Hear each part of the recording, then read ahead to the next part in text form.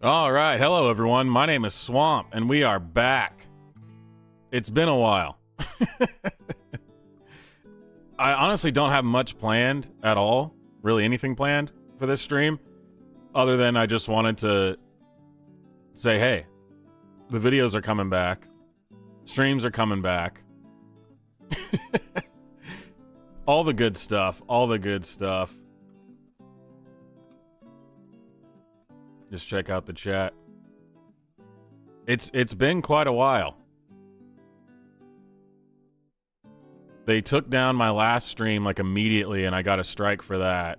And then they keep messing with my videos too. It seems like I get like at least 1 or 2 emails a week still, where it's like them saying this old video that you did a year and a half ago is inappropriate for this or that. So. Which just made it's just demoralizing is all it is. But new streams will be coming back. I'm gonna change it up a little bit. Get more focused on videos again, because even though they don't ever really go as well as far as views and stuff, because YouTube just pretty much anything I do they suppress and have for a while. I don't know, maybe it's been long enough that since I haven't done anything, maybe I'm out of the doghouse. I don't know. But doing some animations, making some videos, goofy stuff, going back to my roots. Got some more music coming. Definitely still going to do some tomfoolery streams. I don't know if I'm going to do the Friday show, the Right Wing Podcaster Friday show. At least not the way that I was doing it. Because, man, it seemed like I was putting way too much work into that I could use for other stuff. Comparatively, compared to how it was performing. Anyway, I did think that since we're back, there was no way better to start a stream, though, than with this amazing clip that I found. That is just, it makes me happy. We're going to start it. We're going to start the streams back with on a positive note. Twain shall meet, unfortunately, on this one. We do have to bring you our vote because you have been voting in the text and online vote today. So here is the result. Is multiculturalism working? Here is what you told us. 5% of those of you who voted said yes, it is. 95% of those of you who voted this morning said no, it isn't. Twain shall meet. Fantastic. And thank you, Catherine. Welcome back. I'm glad to be back. Time away was good, though. TikTok was making me lose my mind. Wait, if you missed that, this show on the BBC had viewers vote on whether or not multiculturalism is working. On this one, we do have to bring you... they were absolutely shocked when this happened. Our vote, because you have been voting in the text and online vote today. So here is the result. Is multiculturalism working? Here is what you told us. 5% of those of you who voted said yes, it is. 95% of those of you who voted this morning said no. That's a beautiful graph. That's how we're going to get started. The year 3, Swamp year 3, we're getting started on the right foot with this amazing poll. 95% say no, multiculturalism isn't working. Who would have thought, Yeah, the 5% in this poll were the interns at the studio that they had participate in the vote so that they wanted to pad the numbers a little bit. They just didn't realize that everybody else that they there we go, full screen it. They just didn't realize that everybody else that they were going to poll was going to say no. The 5% is the BBC interns. You love to see it. Honestly, you love to see it. So ultimately what I want to do with this tonight on this stream is I've got a few archive videos pulled up. That was honestly like one of my favorite things, was doing the looking back at the 40s and 50s and 60s info, you know, school after school specials and stuff like that. But before we get there, there is a few things. I think I just had 2 or 3 things. So there's that stat. Even the BBC, which is about as woke as you can get, trying to do a poll, 95% of the people polled say multiculturalism isn't working. And of course, that's all tied to all the globalist stuff about inclusion, the trans and the gays and the, you know, all that. All the globo homo stuff. And apparently, to my absolute shock, Walmart did not get this memo. I know, Walmart, they're usually just like on top of it, but I came across this today. I thought it was hilarious as well. Getting ready for Pride, you guys. Yes. Queer people have magic that we can share. We're lucky enough to be in the Walmart Pride collection this year. Total dream come true. It's not every day that I see my products in a Walmart.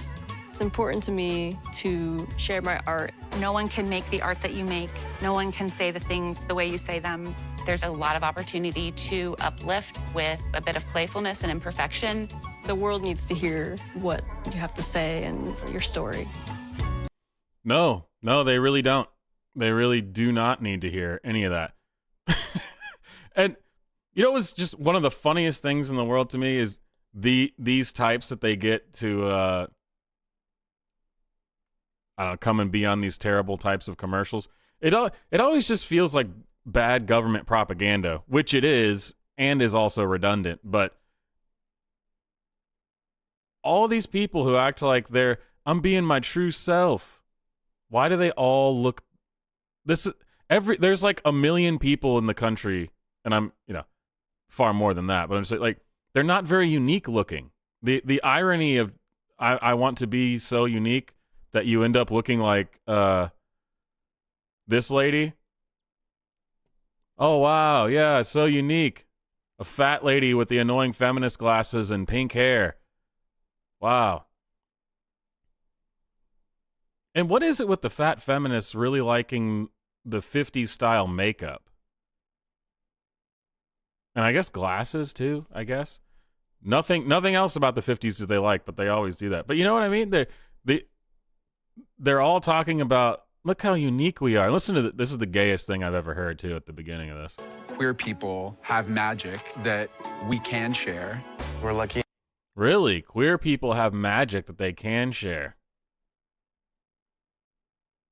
And then after you catch it, it's a lifelong regimen of medication until you die. Enough to be in the Walmart Pride collection this year. Total dream come true. It's not every day that I see my products in a Walmart. It's important to me. Yeah, so every single one of these people is a cliche. Look at this. How much you want to bet Bianca is non-binary? If this was 10 years ago, I'd say Bianca's a lesbian, but now we're 2024, so I'm going to say non-binary. Oh, God. I get it. She wanted to look like cotton candy, her favorite food. Born this gay. Wow. But isn't it just, they're all talking about how, what is the other super gay thing that you say? make. No one can say the things the way you say them. There's a just none of this is true. Even remove the gay part from it. I'm so tired of this everybody's special. Didn't they start this in the 90s? I think like early 90s they started that everyone gets a trophy crap, which is, this is the result of it. No one can make the art that you make. No one can say the things the way you say them. There's a lot of opportunity to... No one can make the art you make, and no one can say the things the way you say them. That's just not true. It is demonstrably false. Very few people are actually unique and interesting. That doesn't mean that you can't be friends with them, or you don't like them, or you don't have, have a good time with them. But this, You know what I mean? It's the 90s. This is the culmination of the everybody gets a trophy thought process. And it's gay now. It didn't start off gay, but it's gay now. To uplift with a bit of playfulness and imperfection. The world needs to hear what you have to say. And Oh, I knew it. Look, this is Bianca. I said I told you she's probably a they, them. And look at Bianca's notebook. It says beyond gender. How did I know that? I called that. I know, it was so difficult to guess. hear what you have to say and your story. No. We need to start telling people that. No. Listen, again, this is the gayest crap. Affection. The world needs to hear what you have to say and your story. The world needs to hear what you have to say in your story. No, it doesn't. It does not. Now, if you just want to be a jackass like me and do streams and videos, that's fine. Anybody can do that. You don't even have to be particularly interesting. If you guys want to hang out with me, I'm going to keep doing it. But this is a, big corporation pushing this out. Like, these are ads that pop up on people's, I don't know, it was Instagram or Reels in Instagram. They're shoving. No, people don't need to hear what you have to say. You're not special. You are not a beautiful and unique snowflake. You are the same decaying organic matter as everything else. And I thought I was going to be starting off. I thought we were going to be coming back positive, and here I am. All right, let's see what else we got. Oh, yeah, I haven't even watched this. Look at this. I just saw the headline from End Wokeness, and I figured I had to watch it. I liked it so I could remember it, but it says, Oakland is now replacing traffic lights with stop signs due to homeless encampments stealing from Oakland's electrical boxes. Now, if this was 15 years ago, 20 years ago, and you heard that there was suddenly an epidemic of like copper being stolen out of electrical boxes for stoplights, you would assume that you were dealing with some kind of white trash crackheads. That's what it used to be. The good old days, the glory days. You say, hey, somebody's stealing copper out of traffic light boxes? What the hell? You would immediately think of a crackhead, like some scrawny white guy with sores on his face, missing teeth, Now, it's a game. Who is doing this? I mean, it could be anybody. I have no idea. On the busy East 12th Street, you'll come to this high-hanging stop sign above the road.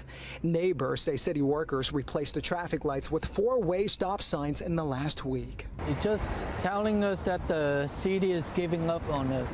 Courtesy of Google Earth, this was how the intersection looked before. But neighbors say those lights haven't worked in months. They were either blinking red or completely out. This is a brand new solution to a problem that's taken many forms here. Mason Young lives near the intersection. He believes the stop signs are better than non-working traffic lights, which he blamed for this crash that sent a truck into the fence of a repair shop. We got to stop just putting Band-Aids on things. Although, a Band-Aid's better than bleeding out. What an absolute jackass. Man, this guy, holy crap. I would not want to spend 5 minutes around this. This guy's the guy who's stealing the copper out of the electrical boxes. I mean, good God. Listen to how nonsensical this is. The truck into the fence of a repair shop. We got to stop just putting Band-Aids on things. Although, a Band-Aid's better than bleeding out. And what he said earlier was, this is his... He has no interest in actually fixing the problem. A problem that's taken many forms here. Mason Young lives near the intersection. Yeah, he doesn't want to fix the actual problem, which is people stealing copper and wires out of the electrical boxes. Yet he's sitting here saying that we need to stop just putting a Band-Aid on it. even though he's advocating for it and even says that he is. This guy, man. Come on, X.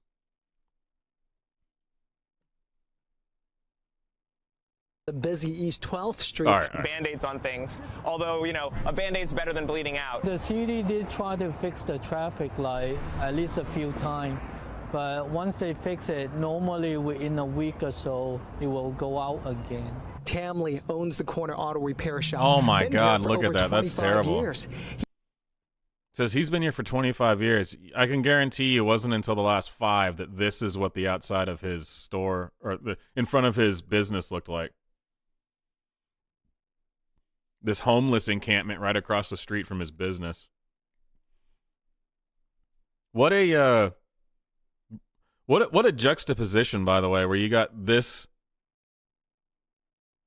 Asian gentleman, very poised, standing up straight, has a business, and then you got this psychotic white guy, like I said, who's the one who's probably stealing the copper out of the electrical boxes. Tamley owns the corner auto repair shop. Been here for over 25 years. He and neighbors blame the problem on repeated copper thefts. Also, they point out homeless people are stealing power from city electrical boxes. As you can see, someone is running a wire from this box to an RV. A city spokesman says they try to put heavy cement blocks on top of the boxes, but people just drag them out. The city says when people illegally connected cables to the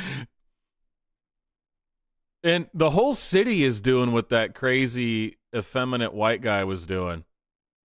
He's saying, we don't want just Band-Aids on the problem, but a Band-Aid's better than bleeding out because he doesn't want to actually fix the problem. The problem, geez, look at this street. Holy shit. Look how many, so many RVs and tents. Oh my, there's your problem. He's saying we want more than just a Band-Aid on the issue, yet all he does is put a Band-Aid on it because it's better than bleeding out. Yeah, or you could go in and kick all these people out, and then bam, your problem will be solved right then and there. Out. The city did try to fix put heavy cement blocks on top of the boxes, but people just drag them out. The city says when people illegally connected cables to the boxes, they knocked out the traffic lights. If you really want to fix the stop sign, I think you really have to clean up this homeless encampment. Dude, who is this awesome Lee from Lee's Auto Body over here? This is the only guy who seems to have a decent head on his shoulders. He's like, I don't know why these crazy white people don't get rid of the homeless. That's easier said than done. The encampment stretches He's about busy. 3 They're blocks homosexuals. on East 12th Street. The city tried to clear it out for the past 5 years, but it keeps coming back and gets bigger. Many businesses already closed down on East 12, and I don't know how long we're gonna be here, because once they move to outside of the sidewalk, we will be gone. Man, that's a bummer. I was hoping it was going to be funnier than that. Drive on the busy East. Stop playing it. I was hoping it was going to be funnier. Instead, it was just kind of depressing. Which is funny in its own way. I mean, that, for sure, it has its own comedic value. It's just, it's still depressing.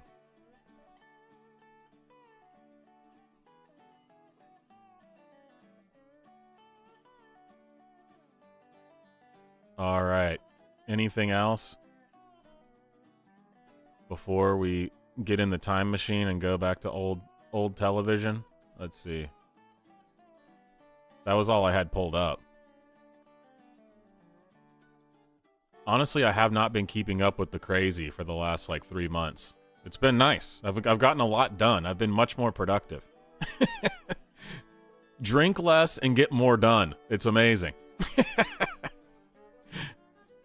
Can't wait to start looking at these people again so I can lose my mind.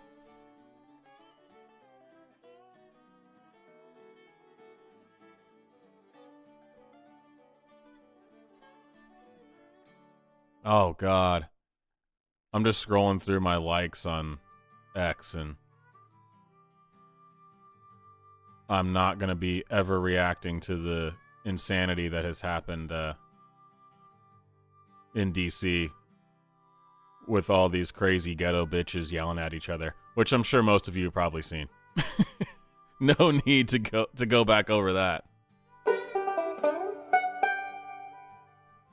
Oh, Vic, thank you, sir.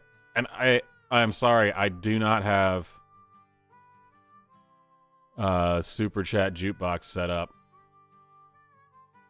That's my bad.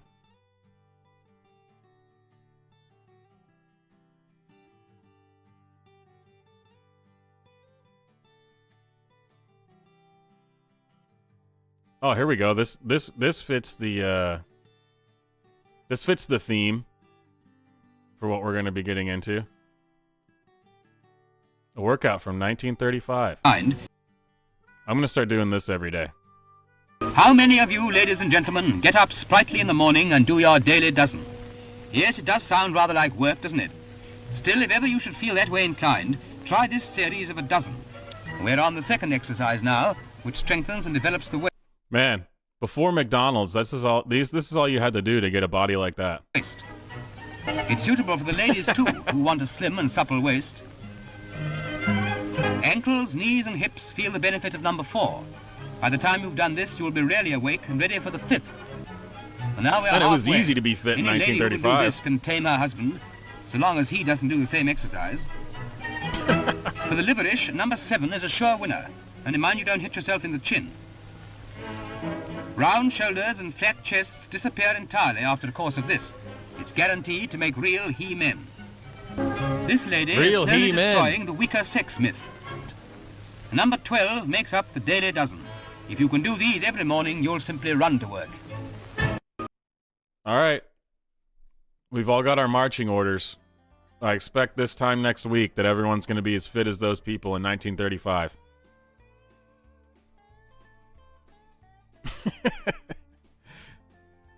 I've been finally getting back in shape after that was another reason why I ended up taking a break. Was I had several surgeries back to back, and it was just, man, what a pain in the ass. But now I gotta start getting in shape again. Gotta lose that weight.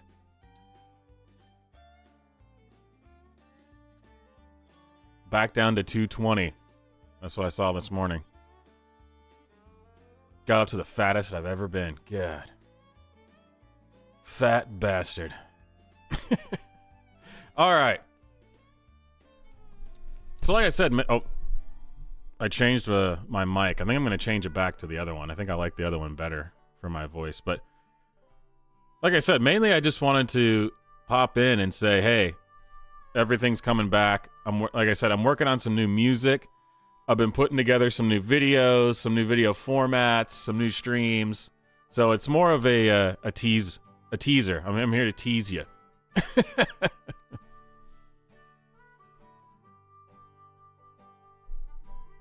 All right, let's start with.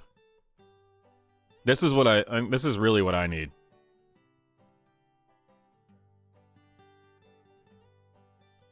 Ways to Better Conversation from 1950. This is what we all need, I think, actually.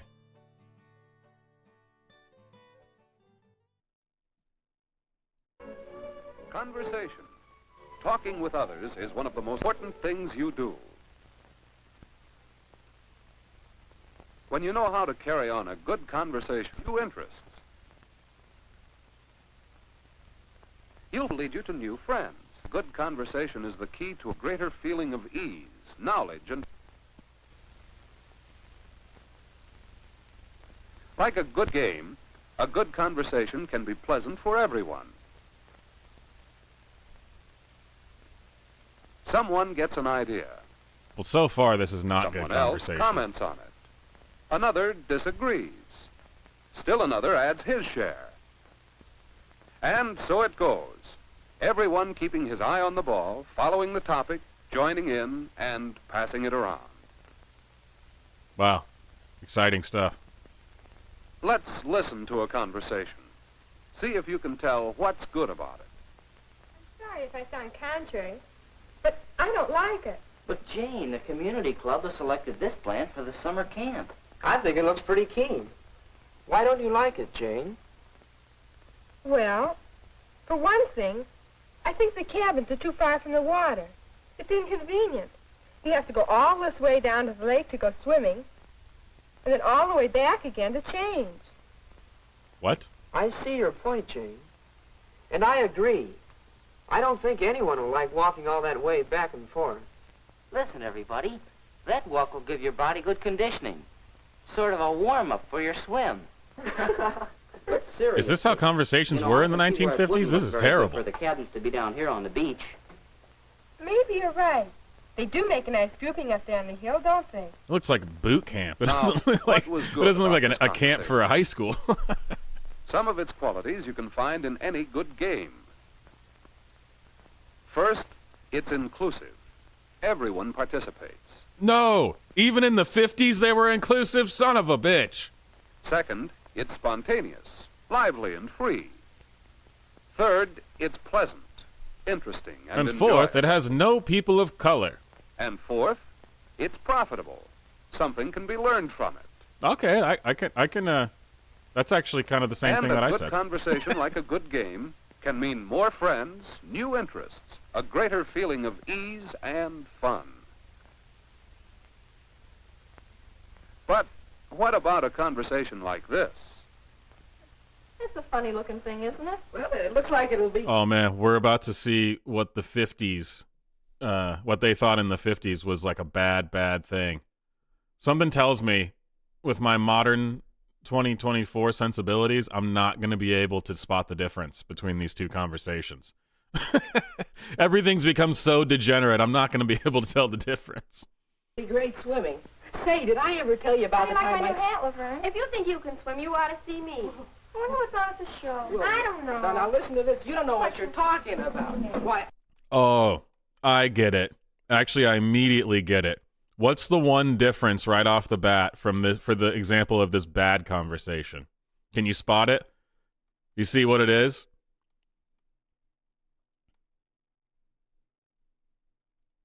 There's now more women than men. There's 2 women involved now. Before, it was 2 men and a woman. I get it. I see what they're driving at. And they are just talking over each other immediately. I see what they're driving at. I like my new hat, Laverne. If you think you can swim, you ought to see me. I wonder what's on at the show. I don't know. Now listen to this. You don't know what you're talking about. Why, I always know what I'm talking about. Why, there was one time when my folks and I were coming back from New York in the car, you see, and they didn't see the road sign that pointed toward the city. So, but I told them, you see, and if it wasn't... There's almost everything wrong with this conversation. So it's two women, and then they immediately start ignoring him because he's like that annoying guy from It's a Wonderful Life. You know, at the dance, at the pool scene, where he's chewing her ear off, and he's like, yeah, and then I said this because they wouldn't want to mess with me because they know what kind of a guy I am. the guy who ends up pulling the lever to open up the floor. Okay, well, if you haven't seen that movie, then I don't know what's wrong with you. Conversation, isn't there?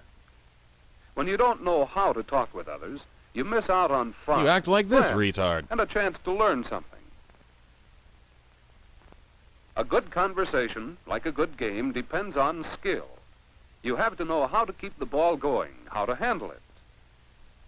Let's see what each person must do to make What is a that good terrible conversation. camera angle? Whoever set that up. First, be courteous. Remember how polite and friendly each member of this group was? Courtesy was expressed in phrases such as, I'm sorry. Why don't you like it, Jane? I really can't imagine this. Like, did they show that? They must have shown this at schools, right? I mean, this is just, let's see what it says.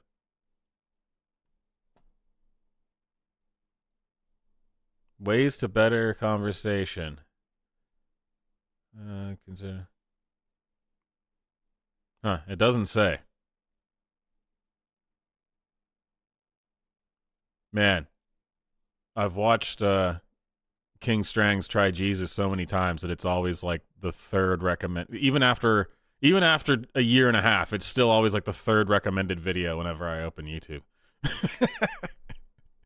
YouTube says this is your all-time favorite video.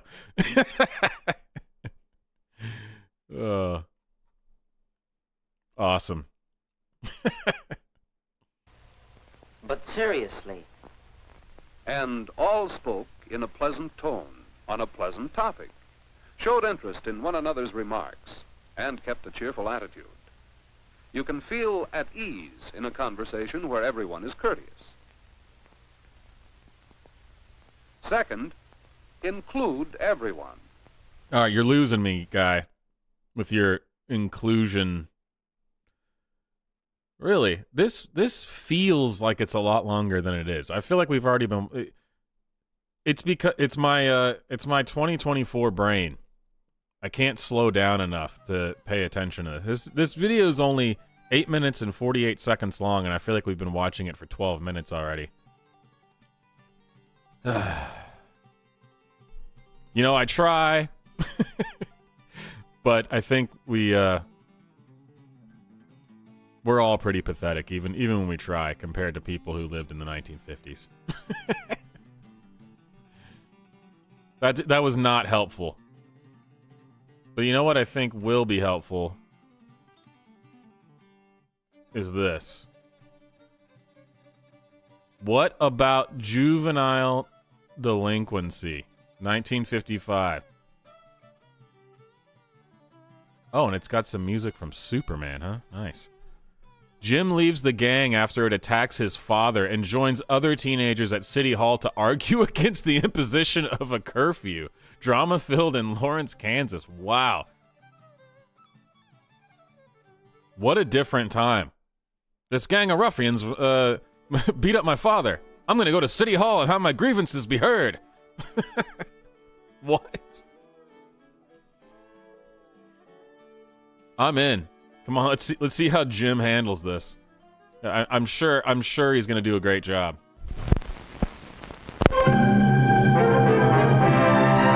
Young America Films.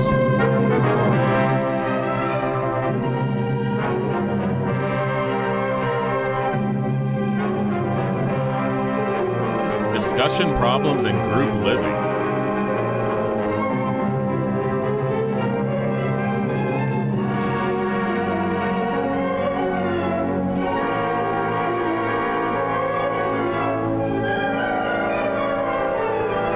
Look at that gang of ruffians. These young toughs.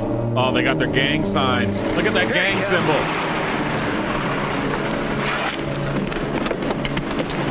Oh my gosh, this is what they based the movie Grease off of.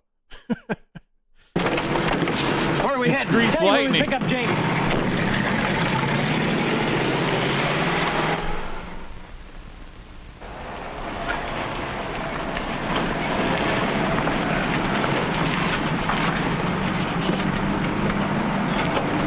What's that guy waiting for? Give him a bump. Hit him again. I'll cut it out. We'll get in a jam. What's the matter? You chicken or something? Come on, move it! What do you punks think you're doing anyway? What was that you called us? Oh, I just man, bought here we that go. car. Now look.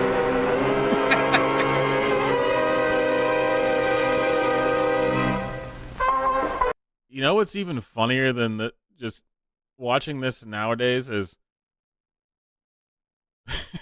whenever they want to portray, even in modern times, they're making some new movie or something, and they want to show that it's the white kids in the school or whatever who are being, they're the bad kids. It's the white kids that are the bad kids. They still act like this. So I guess nothing for the white teenager. No one's gotten worse since 1955. It's still as bad as it gets.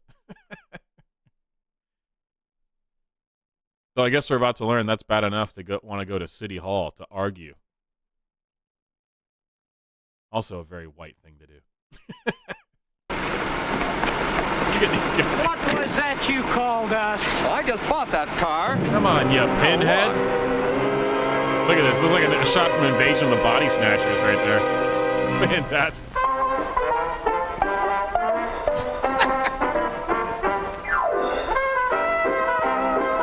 He did not do him any favors with that shot.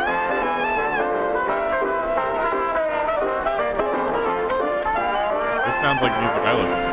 Don't you have any homework, Jamie? I told you no. Going out. Woman? As soon as the guys come by to get me. What time? It's already after 8. I don't know why you can't stay home for one evening. Your father'll be home in a little bit. Should be home now. Just where Dude, look is it at you're him. going, He's Jamie? going out after 8. If I knew, I'd tell you. I don't know. Damn, look how fly this kid is dressed. I should start dressing like this. I think I always say that whenever we do a time travel episode or stream. Jamie? Look at his. He's got his cuffed jeans. That wicked jacket. If I knew, I'd tell you. I don't know. And he's about to go cause some problems. They're going to drink some root beer and really get into it.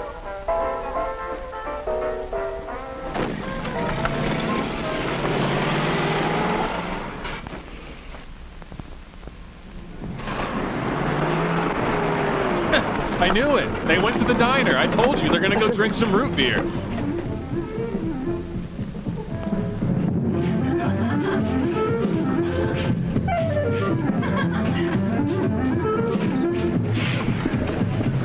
What do you have, boys? I'll write your orders with my new pencil. Hey, those are great. My dad's got one just like it. Where'd you get it?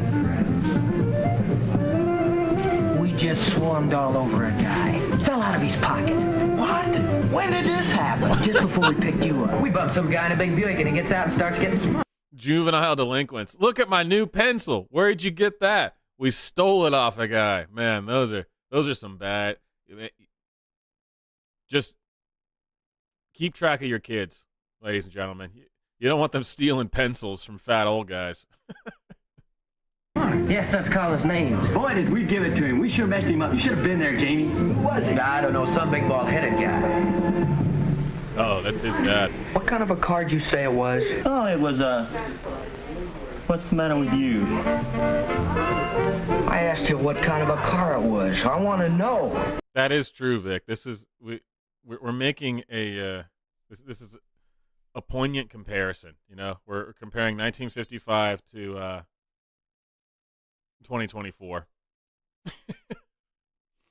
Back in these days, you had ruffians stealing pencils from old men.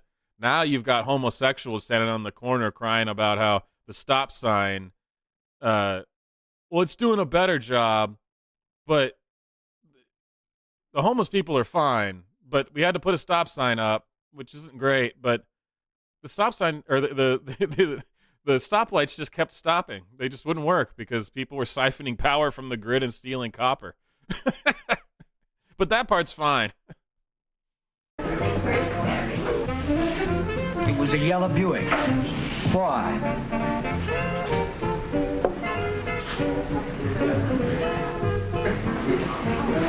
What do you want to know for, Jamie?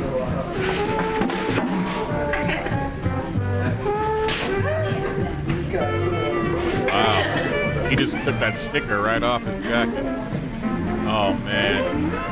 What's his trouble? I don't know, but this isn't the place to find out. We'll see him in the morning at school when we give this to him. It's like, oh, I like that. You can see it more close up. It's like needlepoint. I like these guys. They're tough. They're doing needlepoint to make their gang symbols and stealing pencils from fat bald guys. This to him.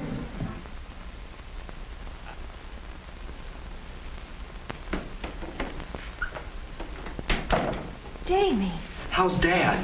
how did you know? I heard it over the radio. How is he? Heard it over the radio. He'll be all right. Surely it didn't make the news. He's resting now. He Well, I was guess in terribly 1955 shaken it up probably and would have bruised, made the though. news. Oh, it makes me sick to think about it. Jamie. Did you find my pencil? I'm sorry, Dad. I was gonna leave that to you in my will. I'm sorry. There's nothing for you to be sorry about, son. It wasn't your fault. It still just kills me. That's what the writers came up with, huh? Pencil. They could they didn't even think to like have him like his wallet, you know, like, hey, we got $50. Oh wow, $50. That's crazy. Where'd you get it? Oh, and he finds out they stole it from his dad. It was a pencil. But I guess pencils were big time back in 1955. That was like a wow, that's a nice pencil right there. Uh-oh, his dad recognizes that he used to have the patch. Oh, man. I'm all right now. You'd better get upstairs to bed. Before I kick your ass. I'm sorry, Dad.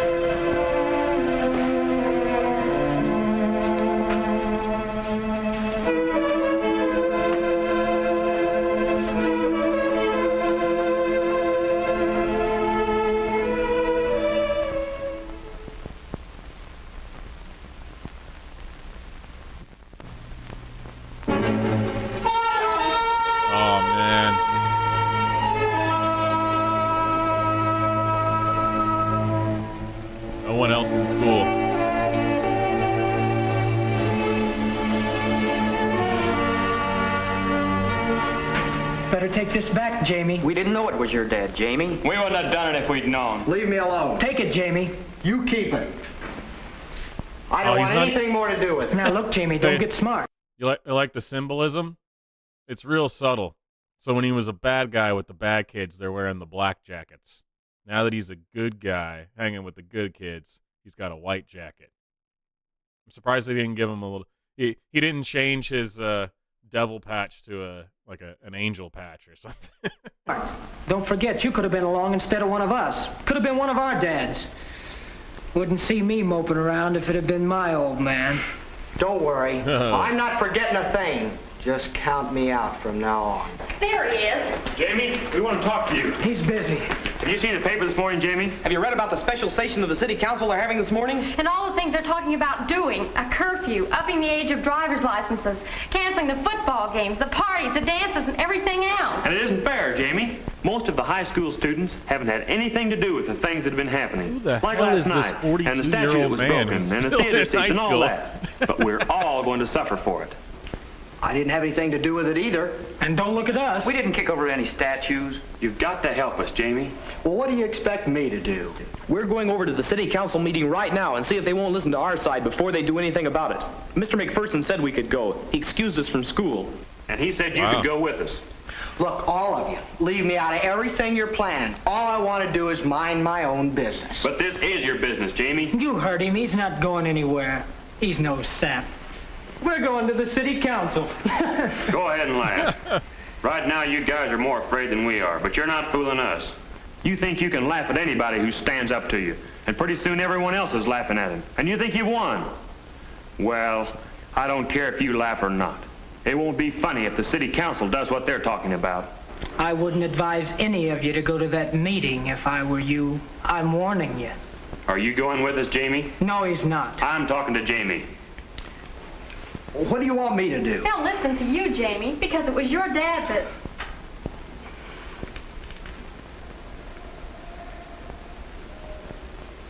Dude, this guy that's right behind him, who's staring at him, like he's just this guy's been making the weirdest faces. He does not look like he would fit in with this other crew.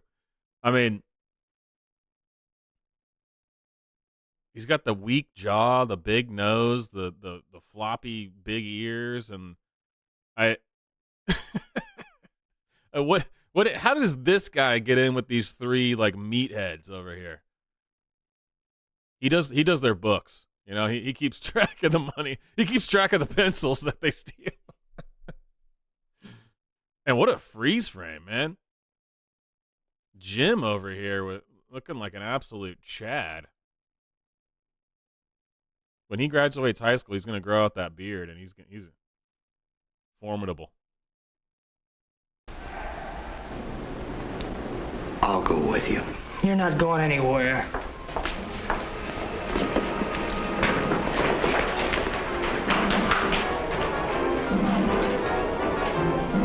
teacher in the school. That's what teachers used to look like. Before they all turned gay.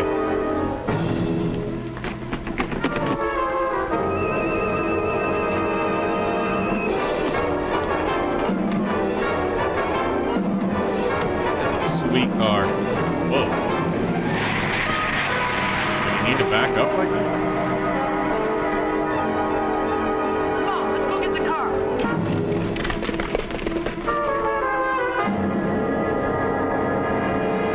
What if this isn't bad acting? What if this is just how people actually were back in 1955? That's what I choose to believe.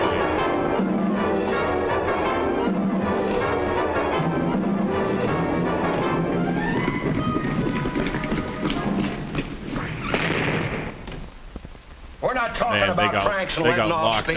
We're talking about criminal acts of violence.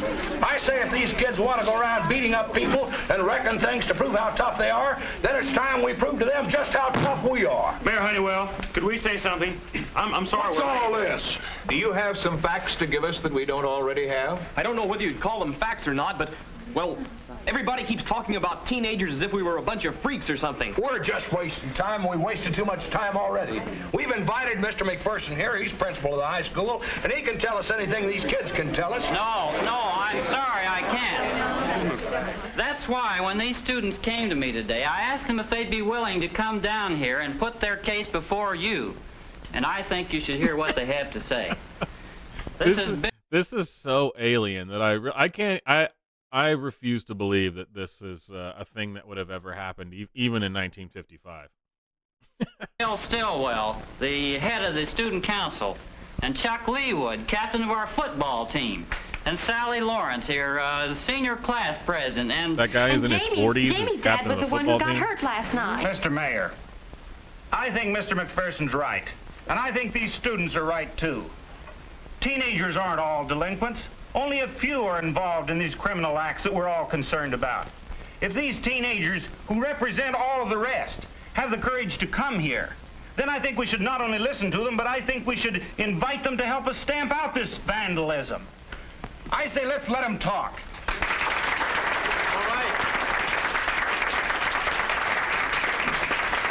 I'm watching this little city council meeting from 1955. Obviously fiction, but you know, clearly not too far off. And all I can think about is the crazy ratchet ghetto women that we have in Congress now. Now, what'd you say to me? I'm gonna kick you. Blah blah blah. And here we are, a city council meeting with teenagers coming like, let us state our case and argue our positions. We will present facts. Good time, good time. We don't want to punish all teenagers for the trouble a few are causing, but something has to be done. You know how serious the juvenile delinquency problem has become. We have to take some action to prevent this sort of thing from happening again. Now, if you have some suggestions to offer, we're willing to listen to you. What can we do? And what can you do to prevent juvenile delinquency? You tell us. Oh, well, we weren't ready for this. How come the other guys couldn't come in? They'd like lock the door behind them and no one noticed? Oh. What would you do if you were Jamie? What can we do about juvenile delinquency? What would you say? It felt like the end of the... What was the... Oh, what was that? And it could happen to you. Or you. Or you. Was that the weed one? The pot one? Or was that the... Oh, what was that? Was that from the Reefer Madness? Or was that... I think it was Reefer Madness. It could happen to you. Or you. Or you.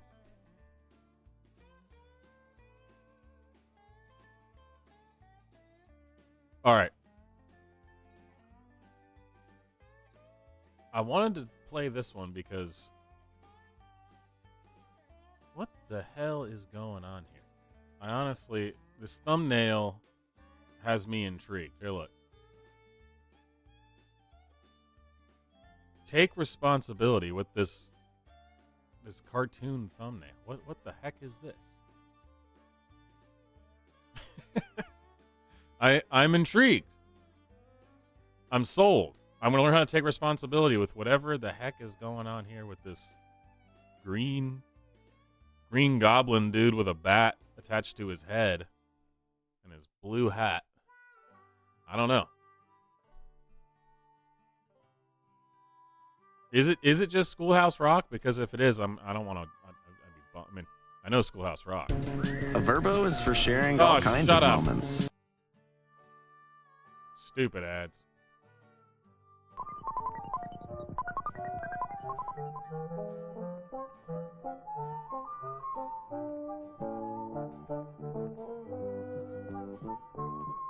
I mean, if it's not,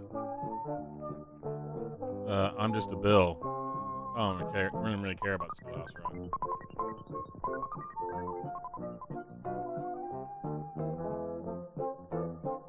I do like this music, though. It's nice.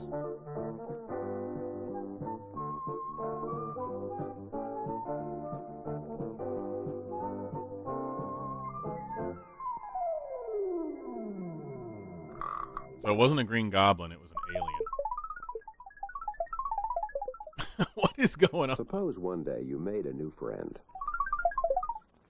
And suppose your friend was from very far away, so he didn't know much about your world, especially about how to do things safely, so you had to teach him. Ah, this is an early indoctrination to try to get people to accept Somalians and Nigerians, Venezuelans. This is a pro open borders segment, I think, is what's going on here. I mean, honestly, I couldn't have said it better myself, right off the bat. And suppose your friend was from very far away, so he didn't know much about your world, especially about how to do things safely, so you had to teach him. You could probably tell him quite a lot of things, like how to cross a street safely. That is a haircut straight from the Congo, that's all I'm saying. And maybe you could tell him how to be safe with something else that can be really dangerous. Strangers. Since your friend wouldn't know anything at all about strangers, you'd have to start at the very beginning and tell him everything.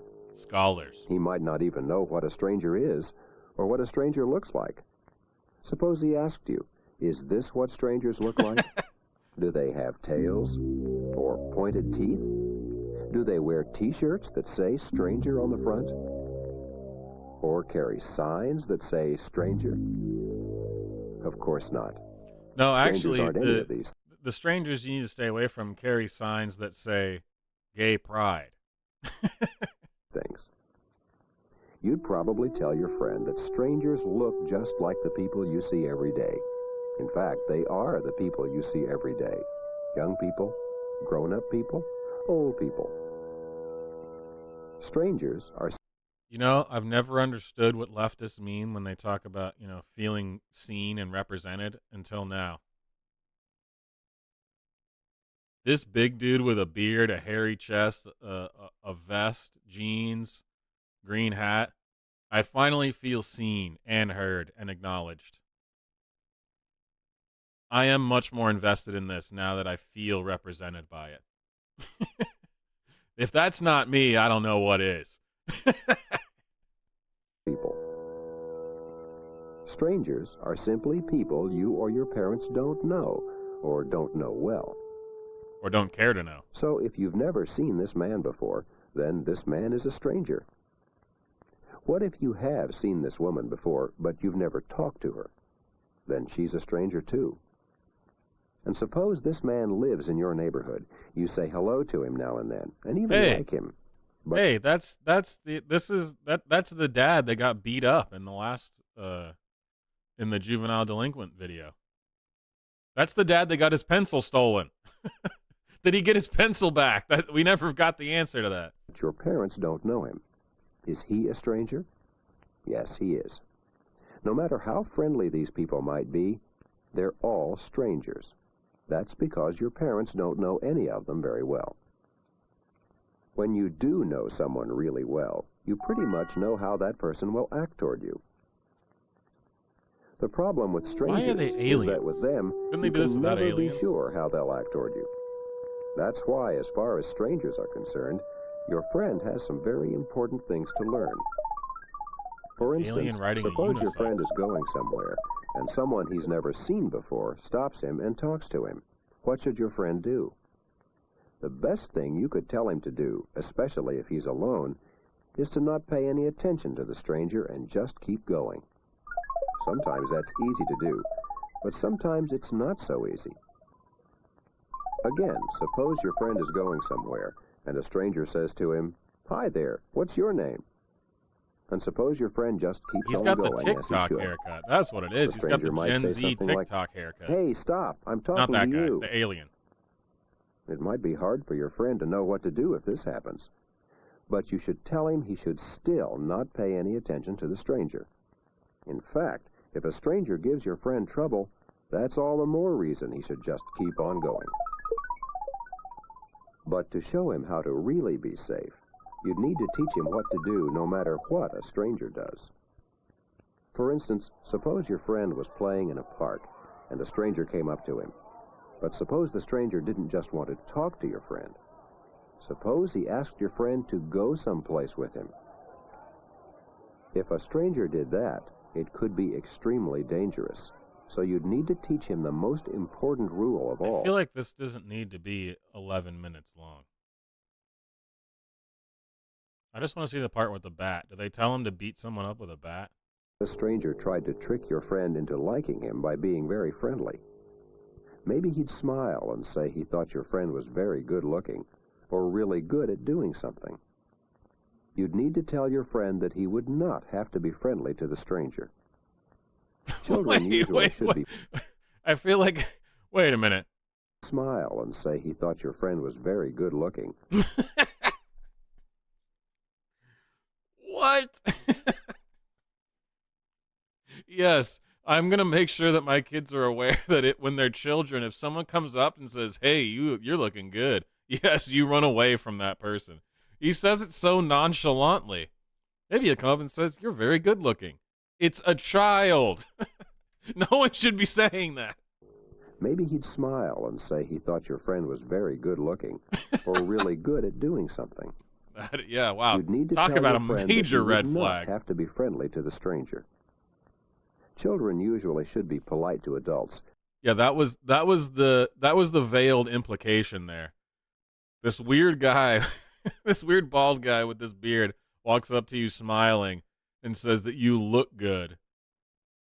And then he says, your friend was very good looking or really good at doing something. He tells the kid to hit him with the bat. You need to tell your friend that he would not have to be friendly to the stranger. He would not have to be friendly to him. The implication is, what they're implying, I mean, he's holding a bat. You would not have to be friendly to the man who comes up and says you're a good-looking child. I agree with that. Definitely, 100%. That's when you use the bat. Absolutely. That's when the bat is necessary. Why did he have a bat? I guess I missed that part.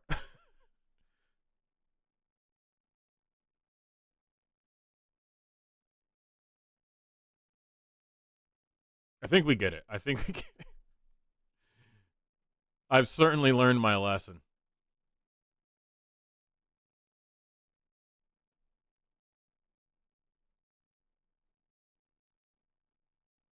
Cleanliness and Health, 1949. Where was the other one? I wanted to watch One Lousy Second because I don't know what that name could mean. But I apparently completely blew past talking to your teenager about VD from 1974. I think that obviously wins. I need to learn how to talk to my teenager about VD in 1974. I am here to tell you today that your feelings... Shut up. This leader allows the projectionist to complete adjustments before presenting the film. This voice has the same intensity and tone quality as the narration which follows. Oh, that's interesting.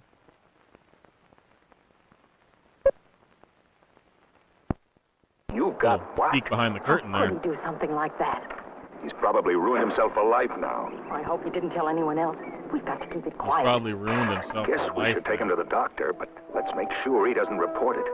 If he reports it, everyone will know. It's not our fault, is it? Maybe you should try to talk. I think it's too late. I really should have spoken to him sooner. You know he never tells us what's on his mind. This is a hell of an Never opening. did. Holy crap. Maybe we just didn't listen. They're talking about venereal disease. It's not a crime. It's a disease. There are thousands of scared kids like this walking around with VD. If we discuss it openly, we can cure it, even prevent it. Well, I think we're guilty about anything that... There's a bunch of kids with VD. Apparently, those kids did not watch the cartoon where they tell you to use the bat on the adult that says you look good. It's apparently what we're learning from this. That involves sexual activities. So I think we were all brought up in a generation where it was difficult to talk about normal sexual affairs, abnormal sexual affairs, surely any disease affecting the sex organs or even the organs themselves. I hope we're... I thought this was going to be a funny... this is like a lot of the same situations that you are. Yeah. You have no trouble. I was hoping for like a scripted thing, like the juvenile delinquents one. This is just unpleasant. It's just weird. Didn't we watch this one before? What Makes a Good Party, 1950? I think we did watch that once.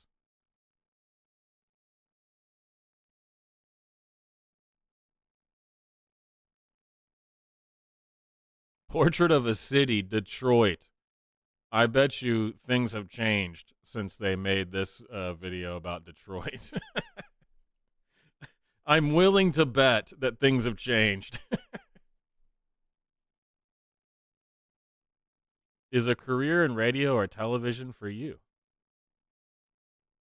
Young men on the go. All right, let's see what this one is. Damn it. Stupid ads. Okay, one lousy second by Pennsylvania State University. The focus is on the bus driver and his need for continuous and absolute concentration. Well, that title was much more interesting than apparently. I don't need to learn about bus drivers.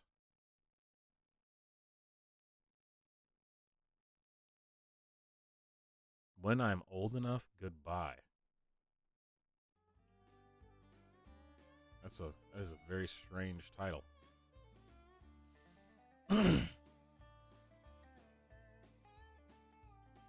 The Dirt Witch Cleanups, 1971.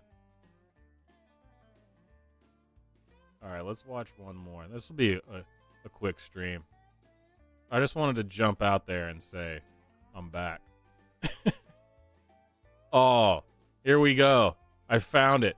Common Fallacies About Group Differences, 1957.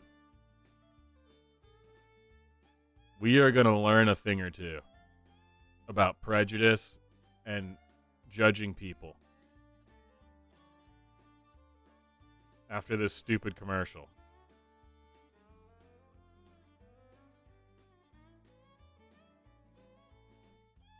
Oh my God, another commercial. Okay, here we go. I'm ready to learn. Common fallacies about group differences. I like the thumbnail for this was like a little Chinese girl or something. I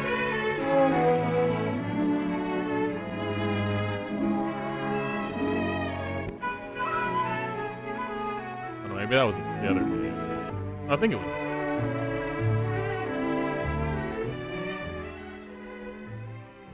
In the drowsy days between... Even those who are not away are usually thinking more of play than What was of that study. cut? But the love of learning that animates the Did we lose a little bit of film here?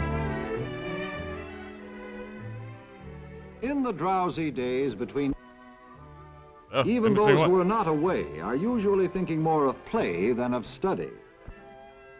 But the love of learning that animates the classroom is never really absent, even when the room is temporarily taken over by the painters and plasterers. Oh, Wherever those two or degenerates. three are gathered together, there you will find the play of man's restless intellect among the great ideas. What? Listen, any American can beat any 10 Frenchmen. Trouble with the French race is they're all too excitable. It's in their blood. You know, the Latin temperament. And I ought to know. My sister's married to one.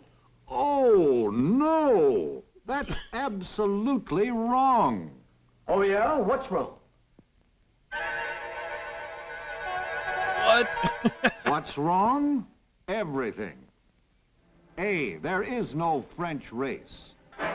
B, 1957. Things haven't changed much for our liberal friends. Even in 1957. What's wrong? Everything. This speaks to me. I can relate to this. I know what's going on here. B, there is no Latin temperament.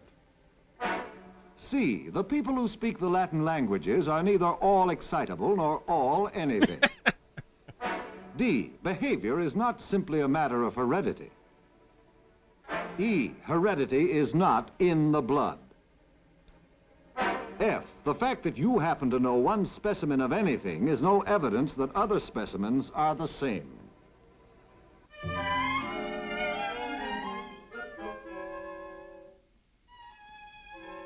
Please, remain where you are.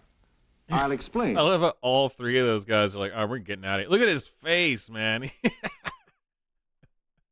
He's like, this jackass professor. Get out of here. May I have your attention here? No. At the board again? To begin with, there is no French race. As a matter of fact, it's not easy to state just what a We're doing it race again? is. The most widely accepted modern definition says it is a group of people with certain physical traits in common based on a common heredity. The question is, which traits?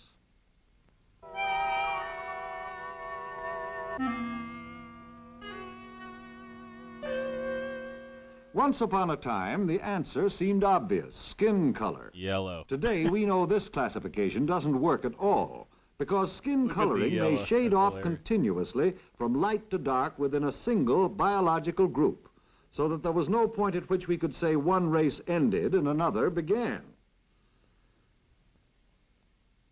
As a result, many individuals didn't have the right coloring to go with their alleged race. For example, you could find plenty of members of the so-called brown race who were actually lighter than some members of the so-called white race. Well, and so I've on. never seen it, but I'm sure, I guess it could be possible. So you see, classification of man into 5 races based on skin color. I want to find an HD version of this poster, this diagram here, and put it up in my studio. The 5 races of man. And of course, white's in the middle, and it looks like this. The white one in the middle, like the rest of them look like they're actually like drawing people, albeit racist or not. That's up to you to decide. But the one in the middle is the white guy, and he looks like this just awesome like Greek statue. It's like a marble. It's like he's like carved out of marble. Fantastic. Wasn't at all satisfactory. In attempting to find a better classification, modern anthropologists have turned to more reliable traits, such as body build, cephalic index, You can't do that anymore, actually. nasal index, I definitely can't do that. facial structure, eye color, color and texture of the hair. One racial classification based on such traits and widely used today lists 3 major races: Caucasian, Mongoloid, and Negroid, plus a doubtful category for those that don't seem to fit anywhere else. These are further divided into 15 sub-races. And then the ones that don't seem to fit anywhere else, we call them the mutts. This already doesn't quite make sense, and it sounds a lot like. So they're not saying the same things that modern people say, but it has the same kind of weird logical gaps where he's like, he started this whole thing by saying, "What is a race? I mean, that's really hard to define, and in fact, it can't be defined. And honestly, you're a bigot for saying so. Anyway, here's the 3 categories of races." What? So you can define? Okay, sure. Whatever. But even with this classification, we run into difficulty, which we can see by considering the characteristics of 3 of the sub-races within the Like I said, in modern day, you're not allowed to talk about the difference in, what are they called? The cranial... No, the cephalic index. You're not allowed to talk about that one. That used to get you banned on Twitter. And you're no longer allowed to talk about, well, this has kind of been a thing since pretty much World War II. You're not allowed to talk about the nasal index, if you catch my drift. Sub-race, Alpine, Mediterranean, Nordic. So the Nordic, it says, narrow head, very fair skin, tall stature, blue eyes, blonde hair. Mediterranean, a narrow head, dark white, medium to short, dark brown or black. And then dark brown or black hair. Yeah. The Alpine head, broad, fair-skinned, medium stature, brown eyes, brown hair. Okay. Characteristics of 3 of the sub-races within the Caucasian group. We know, of course, which traits are supposed to belong to each of these sub-races. The Alpine, the Mediterranean, a narrow head, medium to short stature, and dark brown or black hair.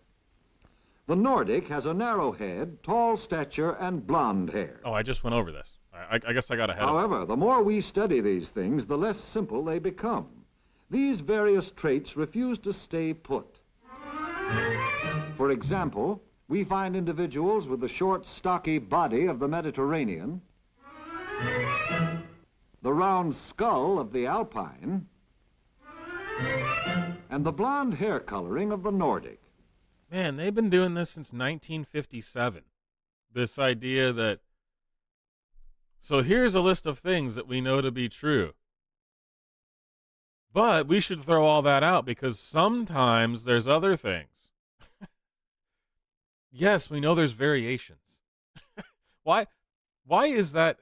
This is not an argument. This is the same thing that they say today about gender, or like that meme that's been going around recently of if you tell a woman, well, the average height of a woman is 5'4" or whatever, and she goes, but I'm 5'6".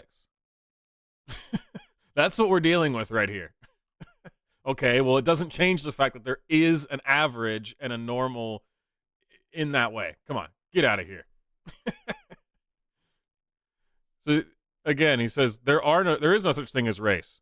Then he breaks down the races and then says these are some traits of these races, and then says, but we can find, which actually isn't true, because there is somebody who doesn't fit in here. Nature, apparently unimpressed by our earnest efforts at classification, creates such wrong combinations by the millions in every part of the world. Yes, interbreeding exists. We know this. The biological concept of race, gentlemen, cannot be applied to individuals as simply as is popularly believed.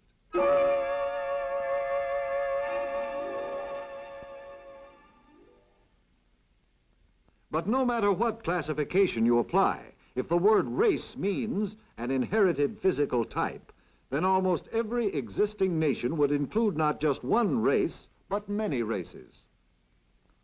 The French nation, for example, includes Nordics, Alpines, and Mediterraneans, the percentages varying as you move from one part of the country to another. In short, a nation is not a race. There is no such thing as the French race, any more than there is an English race, German race, or American race. Neither is there any such thing as a specific Latin temperament. Oh, come on. Everyone knows that that is true. Come on, get out of here. The word Latin refers only to a group of languages spoken by various countries whose populations may or may not resemble each other in other ways. Actually, a sampling of the peoples who speak the Latin tongues would turn up a very wide range of behavior patterns, differing sharply from nation to nation. This is the same annoying thing that we're dealing with today, where when you make a generalization, they go, well, actually, there's some things that don't fit that generalization. Yes, I know.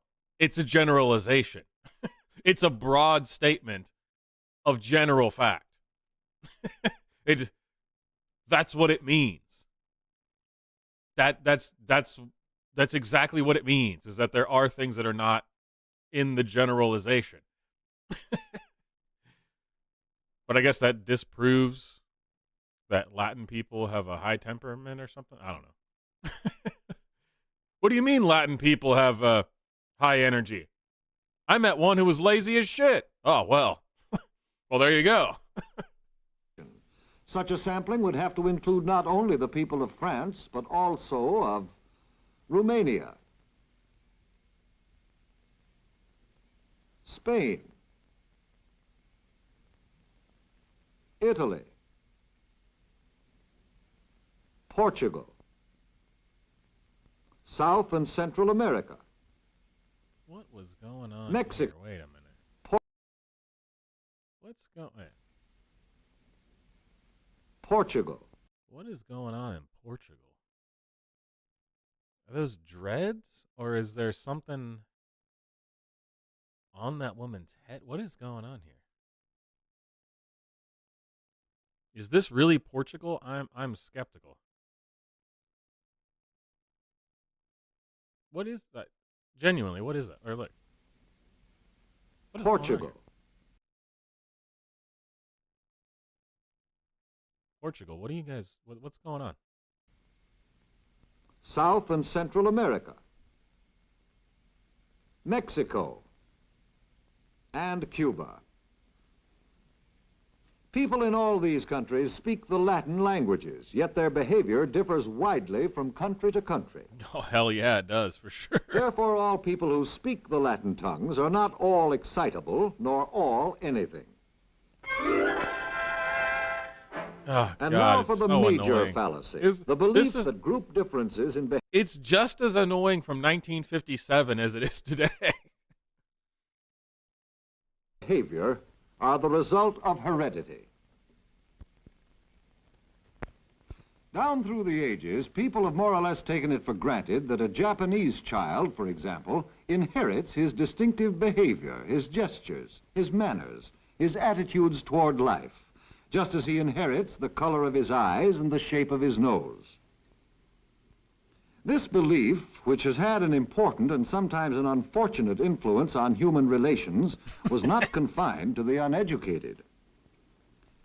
Wow. English literature, including the best of Shakespeare, is full of references to English blood and noble ancestry as supposedly decisive factors in determining noble behavior. Now let's look at the scientific evidence. In modern times, many hundreds of careful studies have been made to test this theory that group differences in behavior are hereditary. Yet in all the books and articles that have been published describing these studies to date, not one shred of positive evidence in favor of the theory has ever been reported. On the contrary, a great deal of evidence has accumulated which shows that people acquire their behavior as they acquire their speech from the culture they grow up in. It isn't easy to carry out scientific experiments in the field of group differences. As a rule, the most we can do is to study and observe, as this anthropologist is doing with a group. Man. It's difficult to study the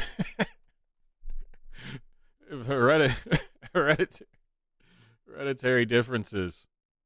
There's very little evidence to support this, and then the book falls, and the dun dun dun music plays, and then it's this image. Oh, that's hilarious. Group of South Sea Island children. However, an experiment of sorts was made, quite unintentionally, but on an enormous scale in the 18th and 19th centuries. A large number of West Africans was forcibly uprooted from their own culture and set down 3,000 miles away in a totally different culture. Some of the folkways these African tribesmen brought with them have persisted, influencing our culture in various ways.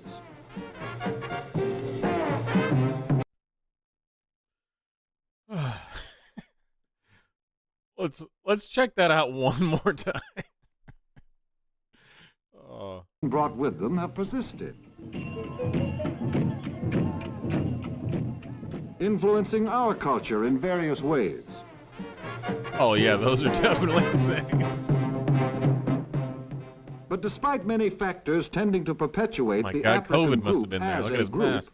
a number of their descendants are today indistinguishable from Americans of other stocks, except by their physical appearance. Well, wouldn't that make them Obviously, these distinguishable? people would be no more at home in an African village than their tribal ancestors would have been in an operating room. I mean, obviously that's true. Of course that's true, but I just think it's funny. They are indistinguishable, except for that which distinguishes them clearly from everyone else. Indistinguishable, except for clearly being distinguishable. In short, so far as we can tell now, group differences in behavior are the result of learning, not heredity. And, of course, biologists today know that the physical traits that distinguish one race from another are not transmitted by the blood, but by the genes. Oh, man. Many fellas... That's also kind of a splitting hairs thing that drives me nuts.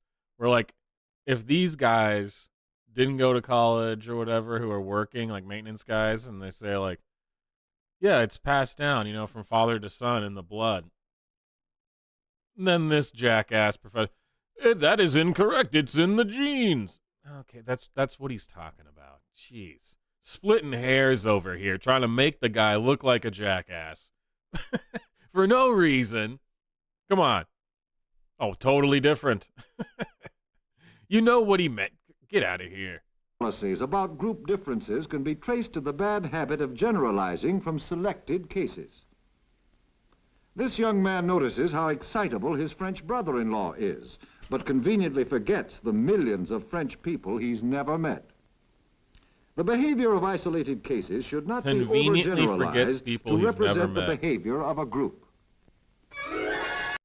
That is a hell of a statement right there. Conveniently forgets people he's never met.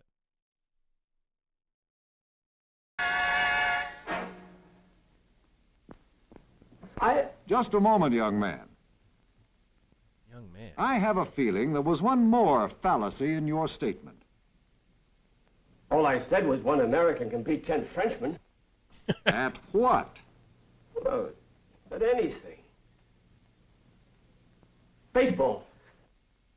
Ah, yes, that was it. Thank you. The fallacy of the ethnocentered criterion. Which? Well, let me put it this way. Would you care to bet a week's pay you could beat 10 Frenchmen at, let us say, fencing?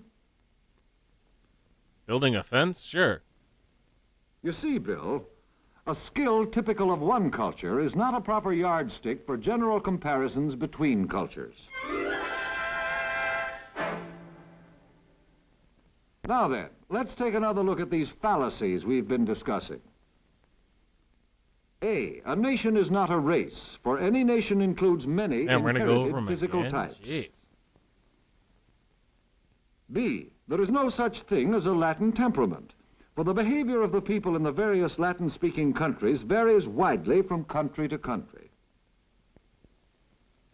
C, people who speak these Latin tongues are never all excitable or all anything, nor are the members of any group. D, group differences in behavior are the results of learning, not heredity. E, hereditary traits are transmitted not by the blood, but by the genes. That one irritates the hell out of me, like I said. F, like, the behavior of isolated cases should not be the fact that that was one to be brought up just really irritates me. generalized to represent the behavior of everyone in a group. And finally, it's kind of like if somebody said, like, man, that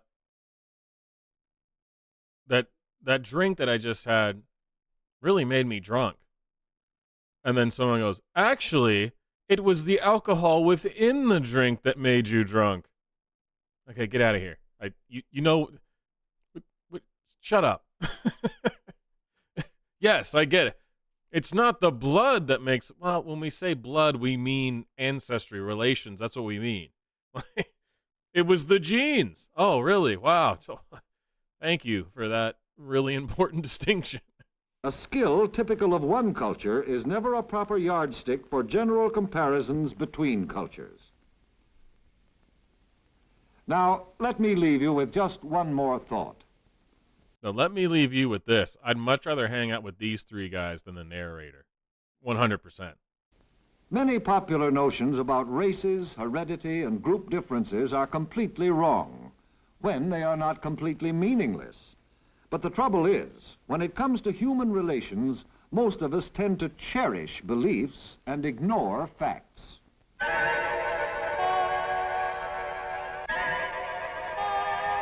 These special effects, man.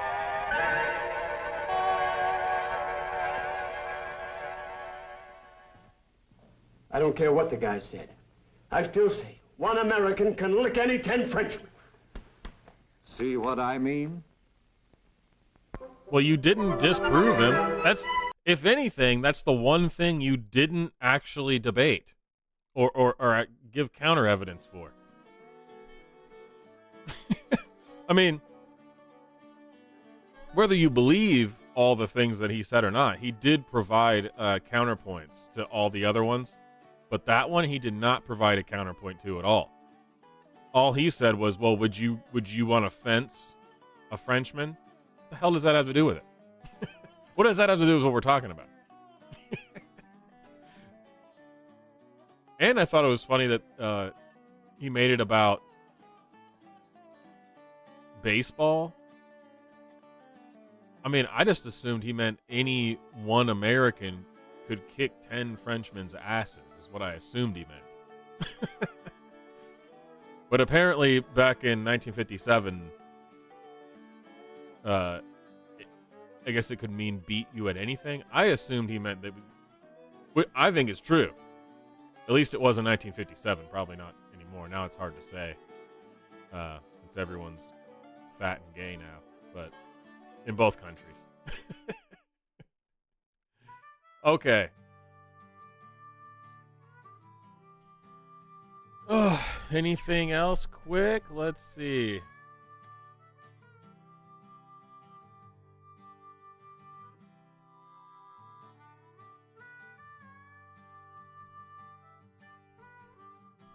Let's see. Are we gonna call it, or is there something short one last thing we could watch? Like I said, I didn't really have anything planned. I just wanted to pop my head up, since the channel's birthday is next month, and that'll be the start of year 3.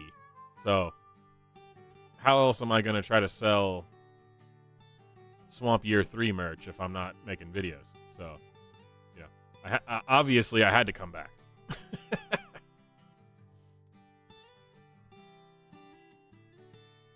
Let's go to the circus. Well, that sounds nice. Getting ready morally. Are you ready for service? Huh. I assume this must be something about, maybe preparing yourself to enlist in the military, I guess.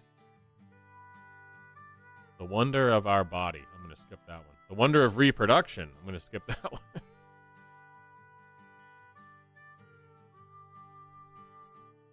The Great American Chocolate Factory. Willy Wonka. Why doesn't Kathy eat breakfast? Now this is every nation has its big questions, and I think this is ours.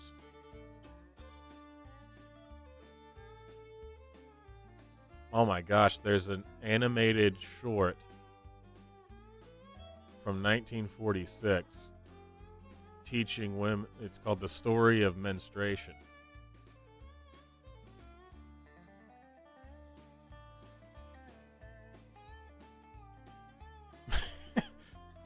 Can we handle that? Or should we just find out why Kathy won't eat breakfast?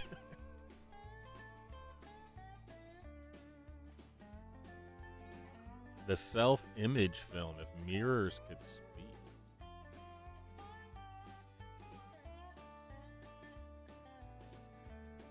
We can't end with the story of menstruation. That's too much. You can't end on that one. We'll save that for a different old-time TV stream. We'll find out why Kathy doesn't eat breakfast. It's shorter. It's only 4 minutes.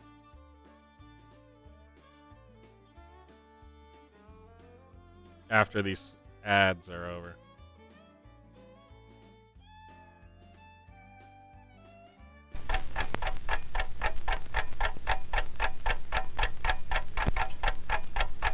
Why doesn't Kathy eat breakfast? I've always wondered.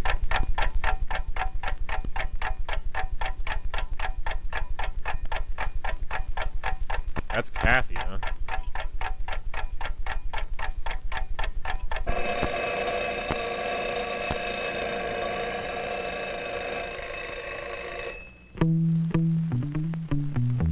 A National Dairy Council film? Dude, hear that funky bass coming in?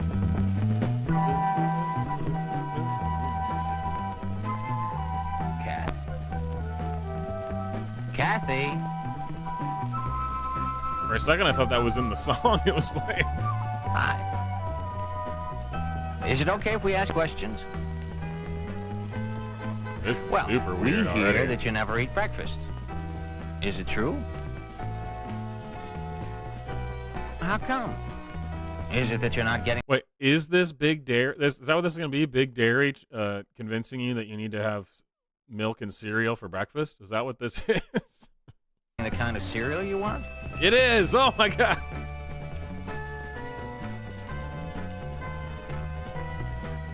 No? Maybe you're missing some of the fruit you'd like.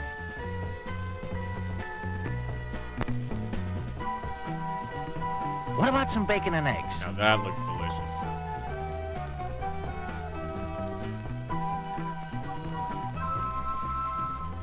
What about some...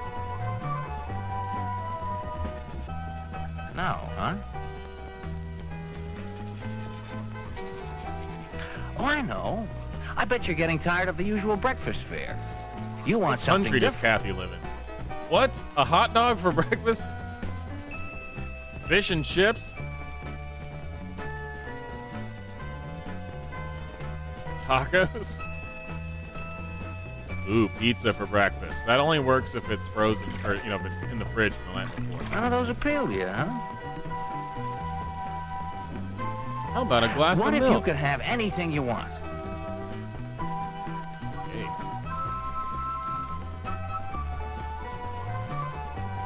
Ooh, that's delicious.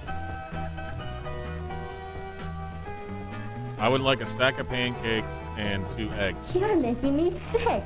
Okay, okay. So it's not the kind of food. Maybe you have some family problem. What the hell is this about? You have a mother who... Kathy, you know how much time it takes me to make breakfast. I get up early just to be sure you'll have the right food. My mother's not home right now. She's gone to work already. Okay. some other problem. Your brothers and sisters, they fight at the table. It makes you upset. I don't have any brothers or sisters. Well then, what is it? Could it be that you just don't have food? Your dad is gone and your mother works to make ends meet and all you have in the kitchen are a few crusts of bread. Why doesn't Kathy eat bread? I don't know. What's happening? Wow. Stocked. Well, then it's not a matter of money. Yeah, that what is is it, hat. Kathy? I would rock that.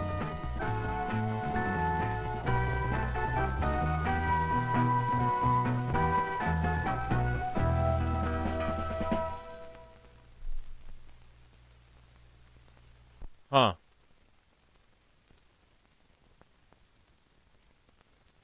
What?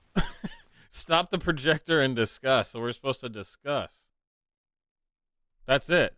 This film shows us possible reasons that Kathy might not be eating breakfast every morning, but ultimately asks that we, the audience, stop the projector and discuss.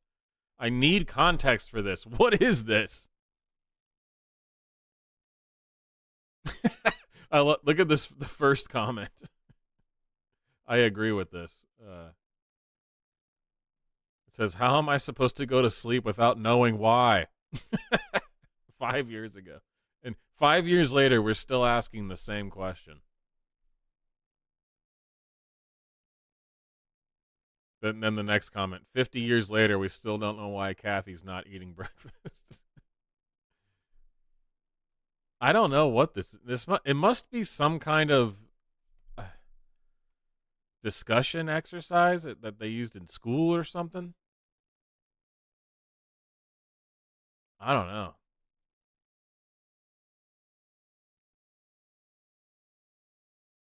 Oh man, I bet you this is brutal. Documentary on learning disabilities from the 1960s. I don't think I can handle that.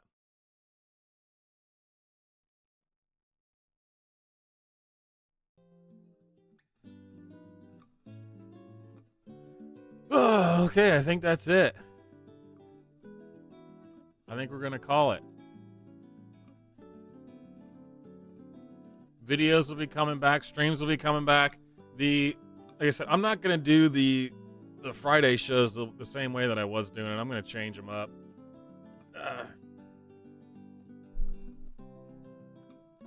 Actually, pretty much just make all the streams more like tomfoolery or the archive, the old TV stream like this. More hang out and discuss. And then be doing a lot more videos. Because I was hardly making any videos at all. Because I was putting all my energy into trying to do those Friday shows, which just ended up just being too much of a pain in the ass. And it was kind of working when I was clipping them and using those as videos, but man, that's just too much work for me to do with all the other. I have other stuff going on, This isn't the only thing that I do, guys. I'm important. I'm an important man.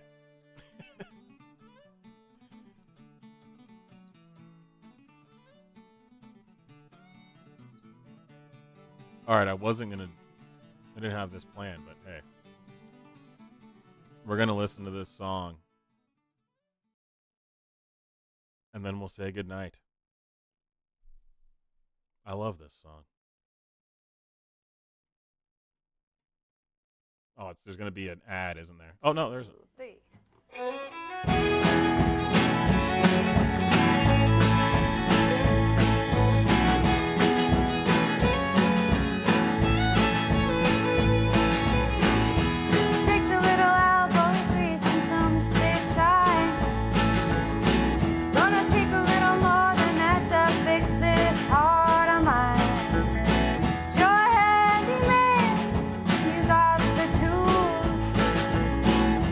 Make it so my heart don't ache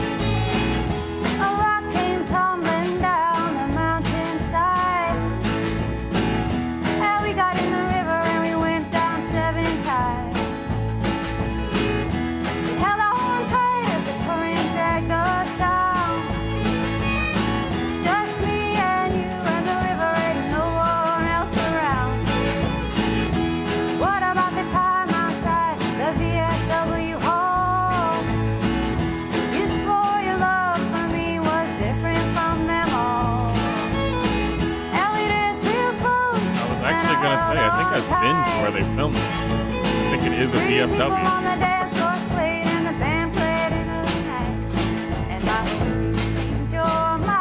Yeah, I think I've been here.